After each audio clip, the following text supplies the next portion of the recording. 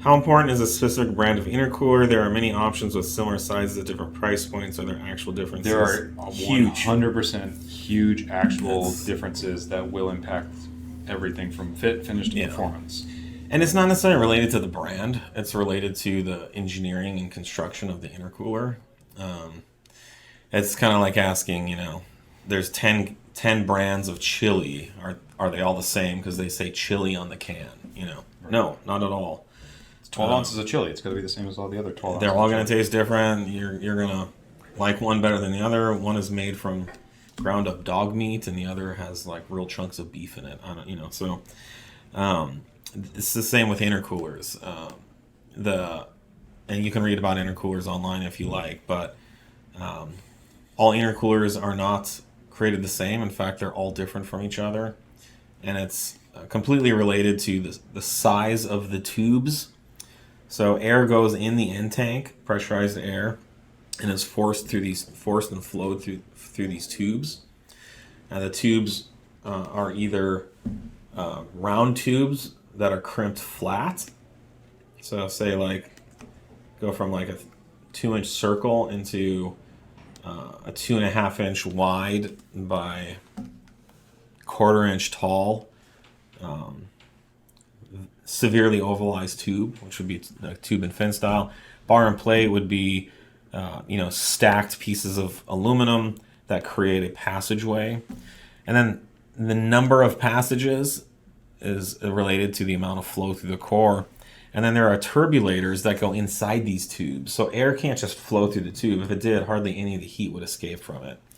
So the air has to interact with as many aluminum surfaces as possible to shed its heat as it goes through the tube.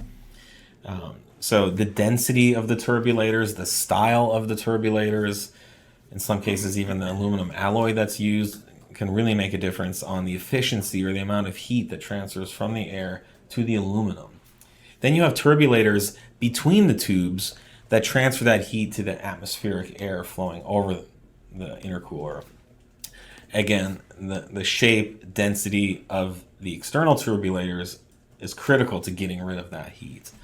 And then the more turbulators you have, the more efficient the intercooler is. The more turbulators you have, the less the intercooler flows. So now you're playing a balancing game, which is, if you had a point of equilibrium between density versus flow, efficiency versus flow, you're trying to find just the perfect density, the perfect shape and profile of the turbulators. Typically, the turbulators, you take like a really thin, almost like thicker than aluminum foil, and then you would make cuts in it and then flare those cuts out. And so that's what the air kind of bounces through and goes through.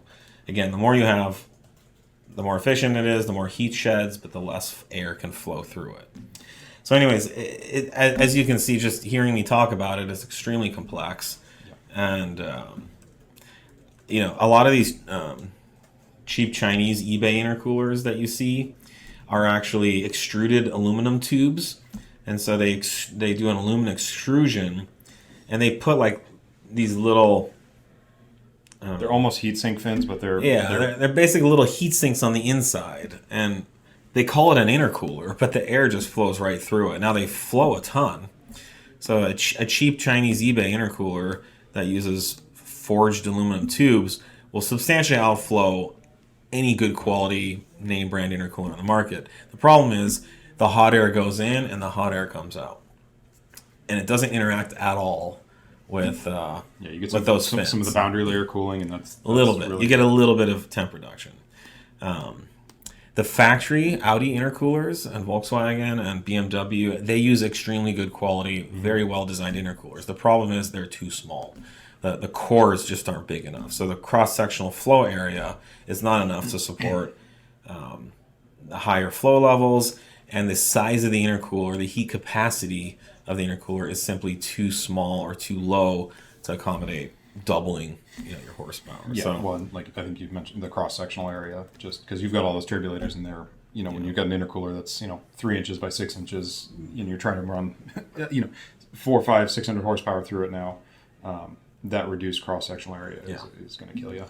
So, anyways, hopefully that just gives you a little bit of insight. As yes, it is complicated.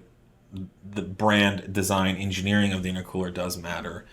We work with Wagner because they do a really good job with this. If you buy a Wagner intercooler, you're getting an optimized, very high quality, high flowing, highly efficient intercooler. Yeah, I don't think we've ever used one that's kind of missed the mark from them. No, never. It's been, you get what the box says on We are starting to release some of our own intercoolers. We released an MQB intercooler this year, and again, we spent like over a year on the dyno testing different intercooler cores, different turbulator densities, different styles, designs. Yep. And we benchmarked everything on the market. Ours either beats everything on the market or matches the very best option we could find that we couldn't improve beyond because it was so optimized. Yeah, pre and post, pressure taps, temperature taps. We had a race dash in the car to do all this logging while we were doing it both in the dyno and on the road. So, and we're coming out with more. A lot goes into this stuff. Yeah.